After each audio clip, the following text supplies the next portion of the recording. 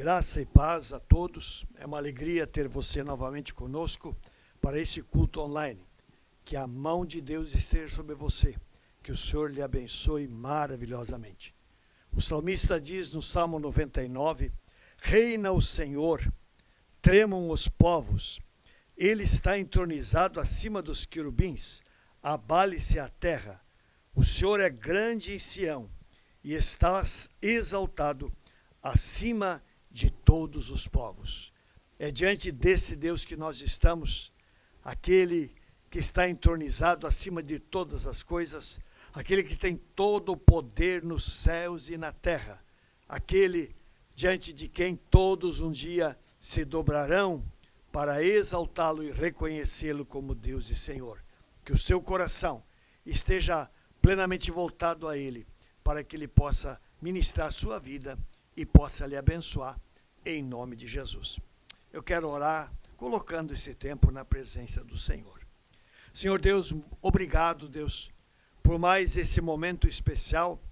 É o último momento do ano de 2021, nesse culto de quartas-feiras. Senhor Deus, muito obrigado por todo o tempo em que a gente pôde aqui estar adorando o Senhor, ministrando a palavra, enfim, estando nessa interação através desse culto online. Senhor, eu quero orar em nome de Jesus, que o Senhor abençoe a cada pessoa que está ligada nesse culto. Pai, que graça, bênção, visitação dos céus venha sobre cada um.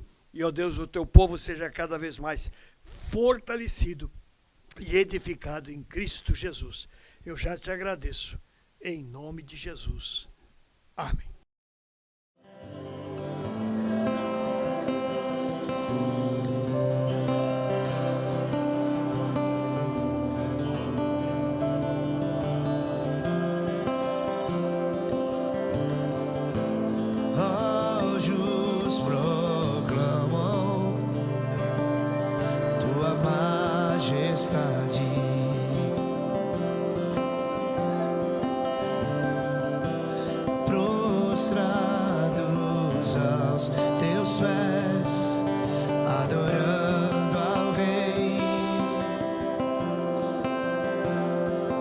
Terra e céu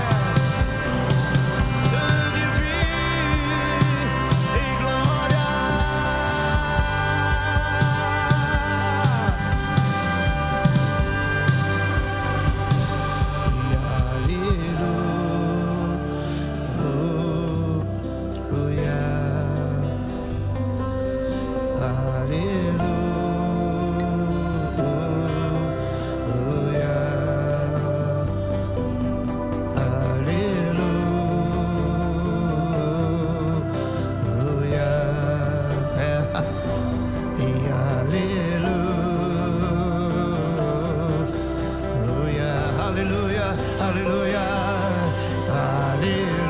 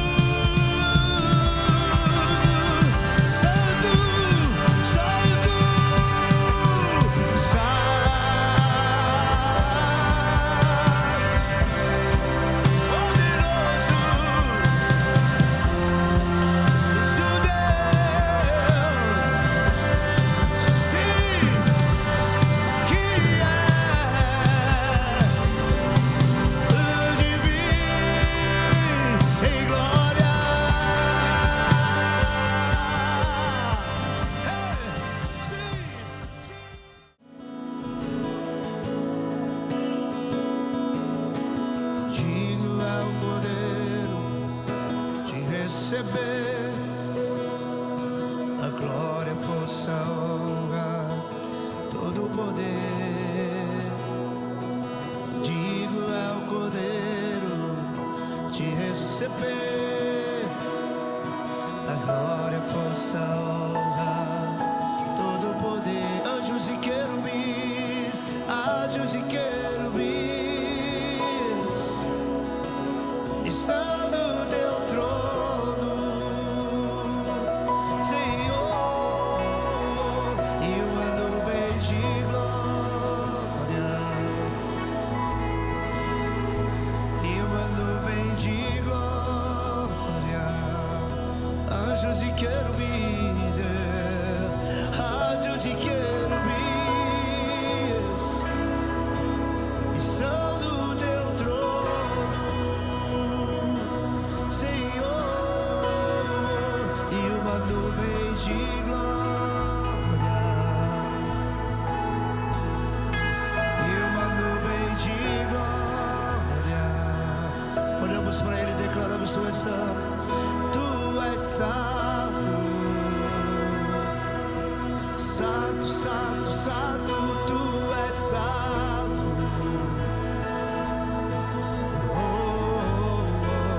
Tu és santo, só Ele é digno.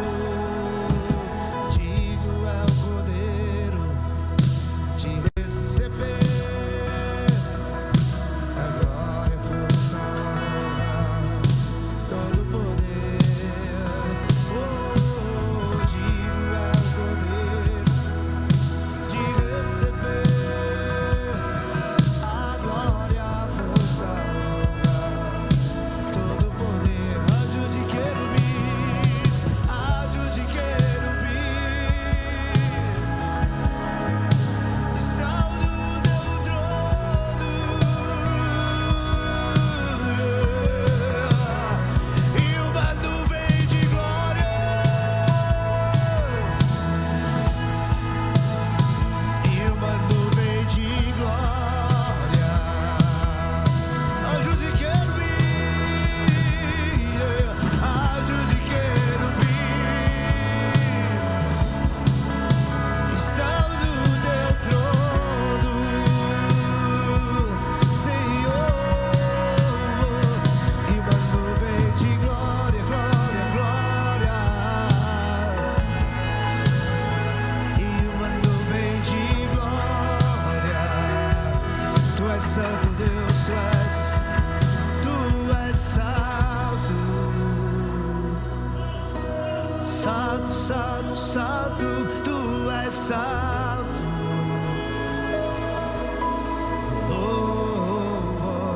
Tu és santo.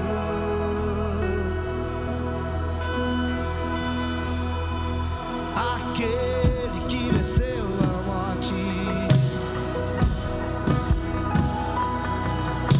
aquele que ressuscitou, santo, santo, santo, santo, aquele que é o Senhor.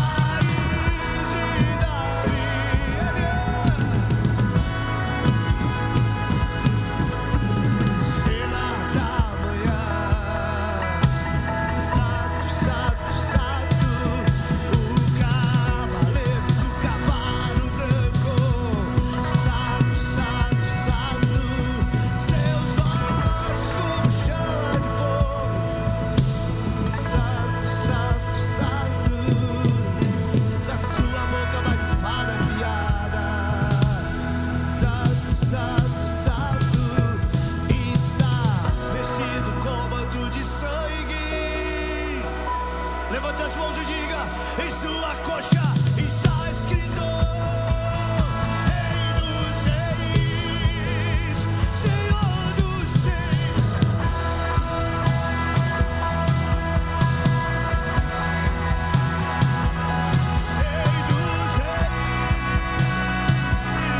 Rei dos Reis, Senhor dos Senhores. Ele é Rei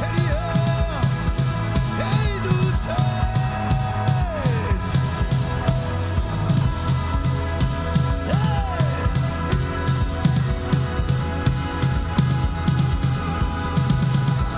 Santo, santo, santo. Santo, santo, santo. Santo, santo, santo.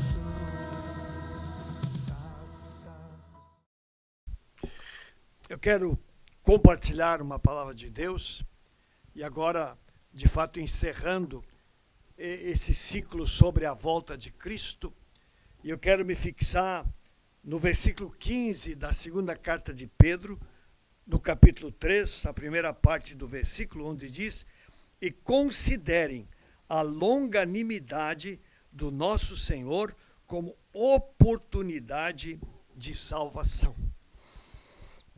Nós falamos aqui em reuniões anteriores sobre a volta de Jesus, virá como um ladrão. Falamos a respeito dos eventos que vão acompanhar essa volta do Senhor. Falamos também da preparação que Pedro, o apóstolo, recomenda a todos nós, como nos preparar para que esse dia não nos pegue de surpresa ou despreparados. E agora eu quero encerrar esse ciclo falando a respeito da longanimidade, da paciência do Senhor, em função do desejo de Deus de alcançar um número ainda maior de pessoas, para que, conhecendo a Jesus, elas sejam salvas. Talvez você já tenha ouvido pessoas dizendo que essa promessa da volta de Jesus está muito demorada. Será mesmo que Jesus vai voltar? Então há dúvidas por causa do tempo, porque a Bíblia fala, Jesus falando que ele voltaria em breve, mas de repente os anos se passam e o Senhor ainda não voltou. É importante que você compreenda que a palavra de Deus ela nos explica a respeito do porquê desta demora. Se nós olharmos aqui no capítulo 3 de Pedro, 2 Pedro, no versículo 9, Pedro diz assim: o Senhor não retarda sua promessa, ainda que alguns a julguem demorada. Pedro ele entende talvez a angústia, a ansiedade, ou até às vezes a própria incredulidade no coração de muitas pessoas, ou de dúvidas que se instalam em função da demora com respeito à volta de Cristo. Mas Pedro diz que o Senhor não retarda sua promessa. Pode parecer demorada, mas ele não está retardando. Por quê? Porque o desejo dele é que nenhuma pessoa se perca, ainda que alguns a julguem demorada. Alguns podem achar que Jesus está demorando, mas ele na sequência diz pelo contrário: Deus é paciente com vocês, não querendo que ninguém pereça, mas que todos cheguem ao arrependimento. Então, de fato, a demora na volta de Cristo está num fato muito claro: o desejo no coração de Deus de dar oportunidade para que mais pessoas sejam salvas. Por isso o versículo 15 que eu li no começo diz: e considerem a longanimidade do nosso Senhor como oportunidade de salvação. O Senhor não está fazendo nada mais e nada menos do que dando oportunidade para que mais pessoas sejam salvas. Então é importante que a gente compreenda isso. Jesus vai voltar com certeza, mas não voltou ainda, porque Deus, olhando a humanidade, ele percebe quantas pessoas ainda não têm Jesus como Salvador e Senhor das suas vidas. Quantas pessoas ainda precisam ser alcançadas pelo poder do Evangelho. Por isso o Senhor ainda não voltou. Ele está ainda aguardando para que mais pessoas, de uma forma ou de outra, sejam alcançadas pelo Evangelho e possam ter as suas vidas transformadas pelo poder de Deus. Mas, se a gente analisar exatamente esse tempo, nós vamos perceber que por causa desse desejo do Senhor de salvar, é que ele enviou o seu Filho. Jesus veio ao mundo exatamente porque no coração do Senhor está esse desejo de salvar a humanidade dos seus pecados e atraí-las ao Senhor. Por isso, o apóstolo Paulo, na sua carta aos Gálatas, no capítulo 4, versículos 4 e 5, diz: mas, quando chegou a plenitude do tempo, Deus enviou seu Filho, nascido de mulher, nascido sob a lei, para resgatar os que estavam sob a lei, a fim de que recebêssemos a adoção de filhos. Aqui, Paulo está falando que exatamente no tempo de Deus, Jesus Cristo nasceu nesta terra. E ele, Paulo explica, ele nasceu de mulher, nasceu sob a lei, para resgatar aqueles que estavam perdidos. Então a vinda de Jesus, ela aconteceu exatamente porque no coração do Senhor está o desejo da salvação das pessoas. Porque quando Adão e Eva pecaram, o homem se separou de Deus. O pecado, ele passou a todos os homens. E era necessário que Deus provesse um plano de salvação que ele elaborou e executou através do seu Filho Jesus Cristo. E aqui em Gálatas, Paulo diz que na plenitude do tempo, na hora exata, na hora zero de Deus, Deus envia Jesus ao mundo exatamente com o propósito de oferecer à humanidade a possibilidade de resgate e de salvação.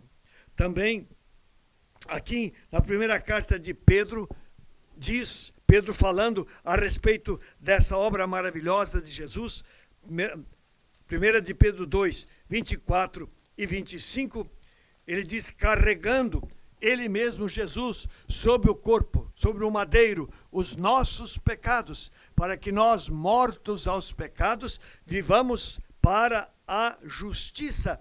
Pelas feridas dele, vocês foram sarados. Então, a obra de Jesus na cruz, ela foi realizada exatamente com o propósito de oportunizar às pessoas a sua salvação. Jesus tomou sobre si a culpa e o pecado de toda a humanidade, para que aqueles que se voltassem a ele, crendo na obra dele na cruz, pudessem ser perdoados, reconciliados e feitos filhos de Deus. Por isso, quando Pedro se levanta diante das autoridades, diante do Sinédrio, lá em Atos 4, após ele ter curado aquele coxo lá na porta do templo, lá em Atos 4:12, Pedro diz: e não há salvação em nenhum outro, porque abaixo dos céus não existe nenhum outro nome dado entre os homens pelo qual importa que sejamos salvos. Sim, Jesus veio, Jesus morreu para que ele se tornasse o nome sobre todo nome, porque não há salvação em nenhum outro a não ser neste Jesus, que veio, que viveu, que morreu e que ressuscitou e tornou-se o caminho, a verdade e a vida para todos aqueles que creem no seu nome. E ainda, em 1 Coríntios, no capítulo 5, 2 Coríntios, no capítulo 5, também Paulo escreve algo parecido a respeito desta obra maravilhosa do Senhor Jesus. No versículo 15, ele diz: e ele morreu por todos, para que os que vivem não vivam mais para si mesmos, mas para aquele que por eles morreu e ressuscitou. Sim, Jesus, ele morreu por todos. Todos foram incluídos na obra redentora de Jesus Cristo, porque Deus gostaria que nenhuma pessoa vivesse para si mesma, mas que todos vivessem para Cristo, mediante a fé nele, mediante a fé na obra que ele realizou na cruz em favor de todos. Então, a palavra de Deus, ela é muito clara em afirmar a obra de Jesus Cristo como manifestação do grande amor de Deus, na direção do grande propósito do Senhor, que é a salvação das pessoas que estão perdidas e que estão separadas dele. Por quê? Porque o Senhor, de fato, não quer que nenhuma pessoa se perca. Lá em 1 Timóteo, capítulo 2, versículo 4, Paulo escreve isso claramente, ele diz: o qual deseja que ninguém se perca, mas que todos sejam salvos. Esse é o desejo do Senhor. Por isso, Jesus Cristo veio a este mundo. Por isso, Jesus Cristo deu a sua vida na cruz. Por isso, hoje, Jesus ainda não voltou. Ainda estamos nesse tempo da graça em que pessoas podem se achegar ao Senhor, podem receber o perdão, podem ter a sua vida transformada e podem se tornar filhos e herdeiros desse Deus todo maravilhoso. Mas a questão é, para que as pessoas sejam salvas, alguma coisa mais precisa acontecer. Eu gosto muito da colocação do apóstolo Paulo em Romanos, no capítulo 8. Paulo, ele é muito sábio nas suas colocações, ele é muito prático, muito didático naquilo que ele escreve. E ele diz aqui em Romanos, no capítulo 10, Romanos no capítulo 10, versículos 13 a 15, ele diz assim: porque todo aquele que invocar o nome do Senhor será salvo. Então, em função da obra que Jesus realizou na cruz, o ser humano só precisa fazer uma coisa, precisa invocar, precisa chamar o Senhor Jesus para dentro através de uma aceitação da obra que Jesus realizou em seu favor. Então, Paulo diz isso: é todo aquele que invocar o nome do Senhor será salvo. Agora, Paulo faz algumas colocações sobre as quais você e eu temos que necessariamente meditar. Temos que avaliar essas colocações. Ele diz: como, porém, invocarão aquele em quem não creram? No versículo anterior diz: todo aquele que invocar o nome do Senhor será salvo.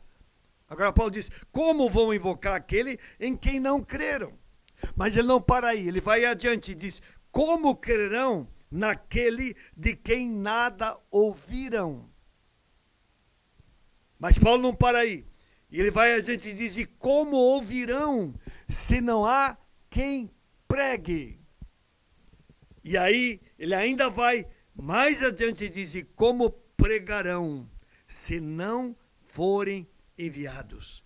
Como está escrito: quão formosos são os pés dos que anunciam coisas boas. E no versículo 17, um pouquinho abaixo, ele diz: e assim a fé vem pelo ouvir, e ouvir pela palavra de Cristo. Então, para que pessoas sejam salvas, é absolutamente necessário que essas pessoas ouçam o Evangelho, para que através deste Evangelho possam conhecer Jesus, possam conhecer o plano de Deus e possam vir a crer no Evangelho.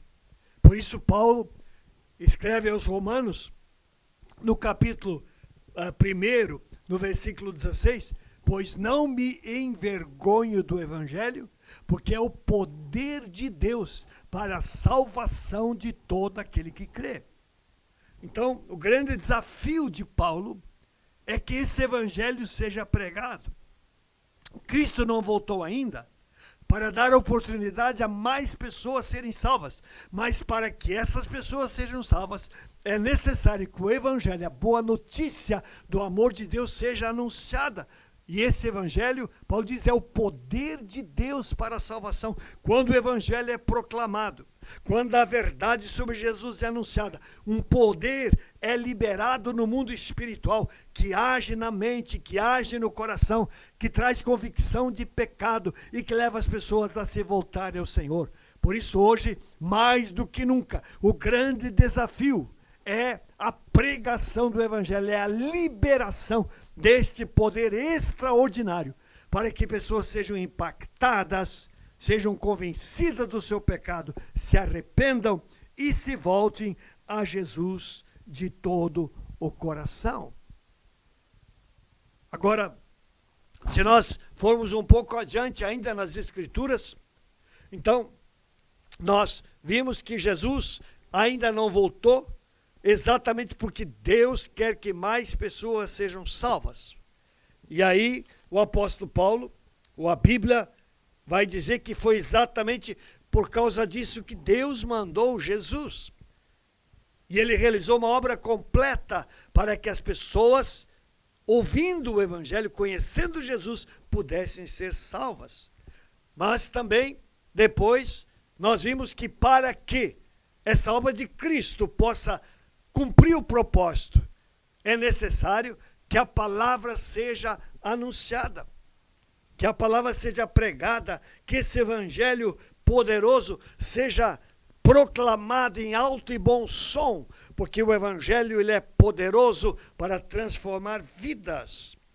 E por isso, uma última coisa que eu quero ressaltar, que a palavra de Deus nos diz, em função do desejo de Deus pela salvação das pessoas, é que foi liberada uma ordem à igreja, que o evangelho seja pregado. Em Mateus 28, 19 diz, vão e façam discípulos de todas as nações, batizando-os em nome do Pai, do Filho e do Espírito Santo. Em Marcos, capítulo 16, versículos 15 e 16, diz, vão por todo o mundo e preguem o evangelho a toda criatura. Quem crer e for batizado será salvo. Então nós temos aqui o quê? A grande comissão do Senhor Jesus Cristo à igreja. Diz, vão, façam discípulos, vão, pregue o evangelho. Por quê? Porque no coração do Senhor Jesus há um desejo pela salvação das pessoas que ainda não creem. E Ele está ainda aguardando um tempo até voltar para que mais pessoas sejam alcançadas pelo poder deste evangelho maravilhoso. Em Atos 1:8, um texto que a gente conhece e cita tão seguidamente, diz, mas vocês vão receber poder quando descer sobre vocês o Espírito Santo e vocês vão ser minhas testemunhas, Jerusalém, Judeia, Samaria e até os confins da terra. Uma palavra de ordem do Senhor, para que a igreja seja testemunha, fale do Senhor Jesus, proclame a verdade, para que as pessoas possam conhecer essa verdade e possam receber a salvação. Paulo, escrevendo aos Coríntios, na sua segunda carta, no capítulo 5, versículo 20, ele diz assim, portanto, somos embaixadores em nome de Cristo, como se Deus exortasse por meio de nós. Você que crê em Jesus, eu que creio, nós somos embaixadores de Cristo. Deus, Ele quer nos usar para sermos instrumentos para compartilhar o amor de Deus àquelas pessoas que ainda não o conhecem. No versículo 21 diz, aquele que não conheceu o pecado, Deus o fez pecado por nós, para que nele fôssemos feitos justiça de Deus. No versículo 1 do capítulo 6, ele diz, e nós, na qualidade de cooperadores com ele, também exortamos a vocês, não recebam em vão a graça de Deus. Então aqui, lá, um pouco assim, ele diz que nós somos embaixadores. Embaixador é aquela pessoa que é enviado para uma outra nação, para representar a sua nação ali. Nós somos embaixadores de Cristo. Deus nos envia para que nós o representemos diante daquelas pessoas que ainda não conhecem a verdade. Então, É um desafio para nós vivermos uma vida cristã comprometida, para nós sermos testemunho no meio da sociedade onde nós vivemos e de nós sermos pessoas que, através de palavras, testifiquem deste amor de Jesus e desta salvação que há em Cristo Jesus a todas as pessoas. E aqui embaixo ele diz, vocês são cooperadores. Deus nos chama para cooperarmos nesse grande projeto de liberar a palavra, para que a salvação ela possa chegar até mais e mais pessoas que ainda não conhecem o Senhor e Salvador Jesus Cristo. E a palavra continua no versículo 2, porque ele diz, no tempo aceitável escutei você, e no dia da salvação eu o socorri. Eis agora o tempo oportuno, eis agora o dia da salvação. Não é amanhã nem depois, é hoje. E a igreja, ela é desafiada a se levantar em nome de Jesus, cumprir o seu papel de testemunha desse Senhor nesse tempo que nós estamos vivendo. Nós estamos vivendo os últimos dias do ano de 2021. Vamos logo entrar no ano de 2022. O lema da visão celular para este novo ano é: minha geografia é território da promessa. Exatamente para que nós entendamos que onde nós convivermos no ano de 2022, nós temos a promessa de Deus nos entregar vidas, de Deus nos usar para ganharmos almas para o Senhor Jesus Cristo. E a igreja, ela é desafiada, ela é chamada para cumprir o seu propósito. Então, aqui no versículo base de 2 Pedro 3,15 diz: e considerem a longanimidade do nosso Senhor como oportunidade de salvação. Jesus ainda não voltou, porque ele é longânimo, ele é paciente, ele é amoroso, e ele continua oferecendo a oportunidade para que mais pessoas sejam salvas. E ele proveu tudo o que é necessário para que as pessoas possam ser salvas. E agora ele chama a sua igreja, ele comissiona os seus filhos e filhas para que, entendendo aquilo que aconteceu em suas vidas, compreendendo que o desejo do Senhor é a salvação de um contingente muito maior de pessoas, essa igreja, ela se levante na autoridade do nome do Senhor e de fato proclame as boas notícias do reino de Deus, proclame esse evangelho poderoso em todo lugar e em toda parte, aproveitando todas as oportunidades, para que esse anseio do coração do Senhor possa ser satisfeito e mais pessoas possam ser arrancadas das trevas, transportadas para a luz maravilhosa do Senhor e também se tornarem filhos de Deus pela fé em Jesus Cristo. Com certeza, como o apóstolo Pedro diz, o Senhor não está retardando a sua promessa. Pelo contrário, ele é paciente com vocês, não querendo que ninguém pereça, mas que todos cheguem ao arrependimento e à fé e, consequentemente, à salvação. Se você já é salvo, glória a Deus. Mas se você ainda não recebeu a Cristo, eu quero dizer que Jesus ainda não veio também por sua causa, para que você possa entregar sua vida a Ele e possa receber a salvação. Mas também, se você já crê, o Senhor ainda não voltou, porque Ele espera que nós, como igreja, nos levantemos cada vez mais na autoridade do Seu nome e sejamos testemunhas, sejamos proclamadores da verdade, anunciando esse evangelho poderoso para que verdadeiramente mais pessoas possam conhecer Jesus, possam ser perdoadas, possam ser transformadas pelo poder de Deus e possam se tornar filhos do Deus vivo pela fé em Cristo Jesus. Deus abençoe a vida de cada um. Eu gostaria de orar, colocar diante do Senhor a sua vida neste momento. Senhor Deus Todo-Poderoso, nós estamos quase no final do ano. faltam poucos dias para nós entrarmos num novo ano. Senhor, olhando para trás, nós só temos que te agradecer, porque se estamos aqui foi porque o Senhor nos guardou. Pai, foi um ano de pandemia. Se estamos aqui é porque o Senhor nos manteve vivos, e eu te dou graças e te louvo de todo o coração.